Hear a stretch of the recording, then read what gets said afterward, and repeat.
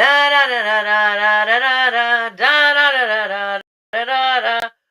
to disenFRIENDShised, the podcast where we are talking about dissecting each Friends episode one at a time. I'm Bulinski Mathison from The Naked Grief, and I'm here with my mom, Marsha Bulinski. Thank you so much for joining me again on this broadcast today, Mom. Well, thank you for having me. And okay, in the last episode, I said that we're using cinema therapy to explore grief and loss and trauma. And I did a little bit better with pronouncing the word today, Karen. Not a lot better, but I did. But I certainly enjoyed the last episode, and I'm looking forward to putting my 2 cents in on this episode also. And I'm going to take a little different approach. So after you talk about what this episode's about, let me take the microphone, okay? Sure thing. All right, so again, we're calling this one the Day Chaos Moved In. It's known as the one with the monkey, episode 10, season 1. So the gist of the whole episode is it's New Year's Eve. The group, all single at this point in time, well, except for Rachel, but she is single because Paolo's in Italy, all decide to make a pact to be dateless for New Year's Eve. And this sounds great in theory. But on the way to New Year's Eve, things change, much like our daily lives. But they decide they're going to have a party so that nobody will know who's single and who's not. Yeah, it was, you went over the synopsis with me, and boy, they all go through a lot of different things at that time. And, I was thinking as you were talking about different things that went on in this episode, there's a lot of different types of grief and loss that they all go through. There's anticipatory grief, knowing something's going to go happen. You know something's going to be sad. That would be anticipatory. And then there's anticipatory healing, where you know things are going to get better. And we have to hold on to that. We can see that. There's secondary grief. We'll see how that plays in. And, of course, actual grief. We'll touch on that. There's no one needs an explanation of what actual grief is. And then unmet expectations. We're expecting something, but it doesn't happen. So we all go through that on a daily basis or a monthly or during our lifetime.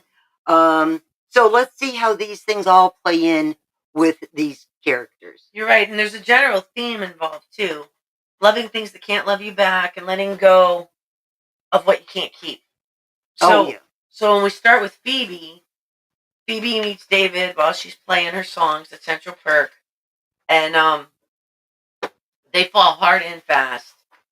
David's a scientist. He gets this grant to go to Minsk for 3 years. Him and her are falling hard for each other. She's feeling all the feels, and he decides to let her tell him what to do. Do I stay or do I go? And she wants him to stay. Her heart wants him to stay. But then when she really thinks about it, she knows that she loves him too much to be the thing that holds him back from his dreams. And there's your anticipatory grief. Right. She knows that she's going to really be hurting. And I love the way she breaks up with him, though. She breaks the pact. She brings David in New Year's Eve. But the way she breaks up with him is by saying, I can't start the new year knowing that you're not going to be a part of it.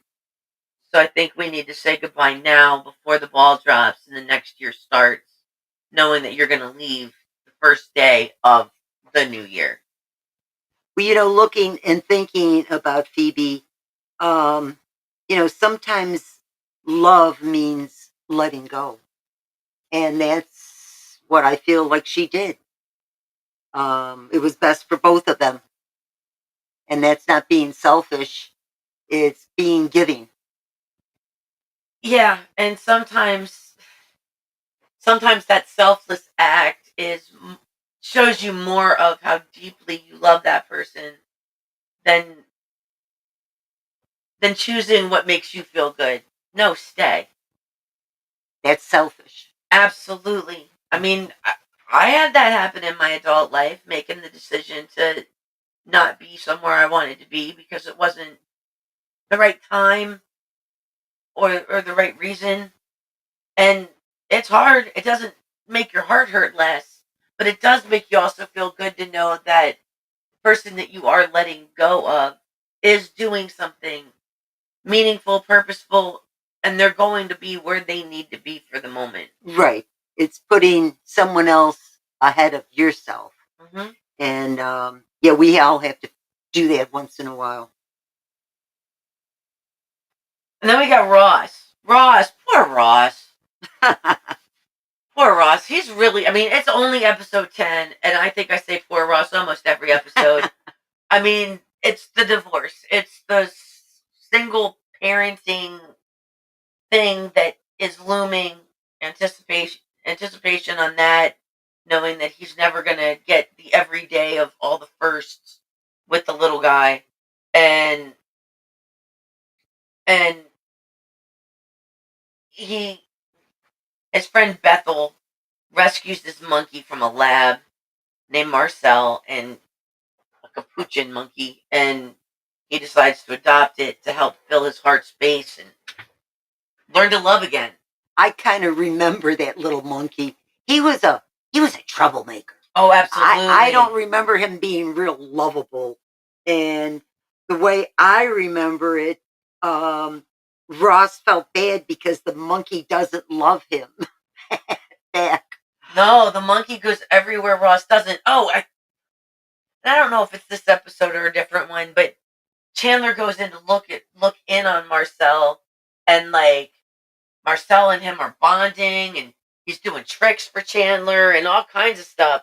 And then he's like, "That was a really good trick you taught him." He's like, "What trick?" Oh, yeah, because he does it for other people, right? Mm-hmm. You know, and that makes me think of myself a little bit. After Dad died, I said I wanted to get a dog. That probably wasn't a right thing. So I decided, well, I'll get a bird. I needed something. To take care of. So me and Jacob went out and got a parakeet. And he held it on his, in the box. But the parakeet really connected with him. As soon as we got it home, he put his hand in and the parakeet went on his finger. And I said, wow, that's cool. That doesn't usually happen. And he did it a few times and the parakeet, really reacted to him. Well, he went home. You know what? I've had that parakeet for almost 3 years. It's never come on my finger. It just, I feel like Ross, it just doesn't like me. It seems to like everybody else but me. But hey, at the time I got him, I needed something to kind of to take care of. And I guess to make a connection with. The connection didn't work. But you know what? It still squawks when I walk in the door, so that's okay. Oh, and Blue certainly keeps track of the time. Blue lets you know when it's time for her snacks. Oh yeah, feeding and selfishly, she does know that. And when you get company, she wants to make sure everybody knows she's in that room.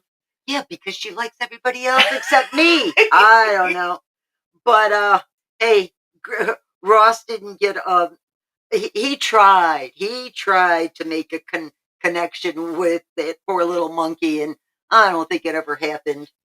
No, not really. But that's just it. Like Ross knows that he's hurting, and Ross knows that he needs stuff. He doesn't know the right formula yet. He doesn't understand that right now he is still moving through making these decisions by just kind of putting a Band-Aid on the heartache and not really addressing it. Exactly. He's trying to substitute other things, and you can't do that. No, and unfortunately, though, we do that a lot in life. It's a lot easier to try and put a Band-Aid on it than to really rip open the wound and let the infection out to heal it. Because that hurts. Yeah. I guess that's where you came up with a naked grief, right? Yeah, you got to get raw to get real. You got to get raw to get real. I like that. And then we have Rachel again. She's got Paolo in her life, and he is suddenly now planning to come back to the States for New Year's Eve. She goes to the airport to get him, and the fool missed his flight. And Rachel does not have a good time while she's at the airport. She gets knocked down. She comes back to the party, busted lip, dirty clothes. I think she's bleeding somewhere, and literally beaten up. And this was the non-anticipatory grief. She's expecting to be with her guy for New Year's, and now it's the disappointment of him not being here, the physical pain that she's in. Like, her New Year's is just ruined. Right. And she's definitely feeling that and not really feeling what everybody else is experiencing throughout the night because she's in pain. Right. So physically and emotionally. Yeah, exactly. You're not sympathetic with others when you're physically and emotionally in pain. It's tough to think of others at that point. Yep. And then we got Fun Bobby, who's Monica's date, and he's Fun Bobby for a reason. He's the guy with all the jokes. He's the guy that knows how to bring laughter to the room, and he walks in and someone asks, I think it's Joey, who died, and he breaks down and he says, my grandpa. And he's only at the party because he can't get a flight out until the next day, and he is really a downer. But he's trying. He's reminiscing. He's sharing stories. He's breaking apart a lot. But he was really trying to connect. But he was in that acute grief stage of shock and need of working through just processing what had just happened. Yeah. So for Bobby, that's actual grief. And unfortunately, grief doesn't wait to come at convenient times. And, you can't cover it up when it's that raw. Here we are with raw again. But Bobby went out and tried to be with people, and even though he was grieving and hurting. So I give him kudos. Yeah, because he knew just being around people and being with a safe support system was better than being home in his own sadness alone. And he doesn't have to be Fun Bobby. He can just be Bobby. Absolutely. And then we've got Chandler, the guy who made the pact of no dates for New Year's Eve, who was the first to break it by asking his good old standby Janice to be his date. And she annoys him so bad through the night. She annoyed me too. that he broke up with her before the night even ended. And that goes back to, like, ironic grief. He didn't want to be alone, so he clung to somebody that would help him not feel alone, only to realize that as much as he didn't want to be alone, it was better being alone. Yeah, that is ironic. Yeah, ironic grief. I never thought of it that way, but that's good. And then Joey, we always think of Joey as being such the charmer, the guy that always gets the girl. And he meets a mom at the mall while he's working at the Santa part as an elf. And he asks her to be his date. She brings the kids. And before the night's over, she's making out with Phoebe's David has a coworker named Max, the other scientist. And Max is making out with Joey's date. Oops. Whoops. Yeah, so Joey doesn't always get the girl. Right. And that was kind of a little grief thing for him. Like, he doesn't get rejected. Joey does the rejection. Joey doesn't share food. Joey doesn't get rejected by girls. Yeah. This time he did. Yes. It didn't meet his expectations, and that is another form of grief, a form of loss, trauma. Joey's not used to trauma. Yep. Not at all. Joey gets his way most of the time. Well, maybe not the acting jobs, but Joey gets his way when it comes to romance. And yeah, that's collective disappointment that we saw throughout the whole night. They all were faced with things, and then of course, no date Chandler. Somebody's got to kiss me. It's midnight. It's midnight. And Joey comes to the rescue and plants a nice smack on his lips just to shut him up. Yeah, that I thought that was funny. It was perfect. I honestly think it wasn't planned. I think that was a complete, like, spirit of the moment, in character. Let me just do this. And it stuck because it was too perfect. Yeah. Yeah, it's spontaneous. I don't know how these actors, how spontaneous they can be. But them all agreeing to have no one with them except be together on New Year's Eve, that's a good idea. And New Year's is tough. It's tough when you see other people together and having fun, and you've got to face it differently. Just like Fun Bobby. I mean, it took a lot for him to be there. He he had pressure to perform to be fun, but he didn't, and that's okay. It's okay not to always be the fun person and always be the life of the party. If you're hurting, you're hurting. Just sit back and be among people, but you don't have to work at putting a false front up either. No, you're right. Sometimes the first step in your healing journey is just learning how to show up because it's a lot easier to hide. Definitely. Definitely. Yes. So this episode is where we learn that you can't outrun grief. You can't fill the void with a monkey, a date, or a pact. And sometimes the things you're running from is the thing that you end up with. Being single or alone. And sometimes the person that you love has to leave. And sometimes you have to let them. Because love isn't about keeping, it's about honoring, even when it breaks you. Right. And loving things that can't love you back. Yeah, that happens. That's life. So you learn to deal with it, and you learn to let go of what you can't keep. That's something that you have to learn. And we're learning every day.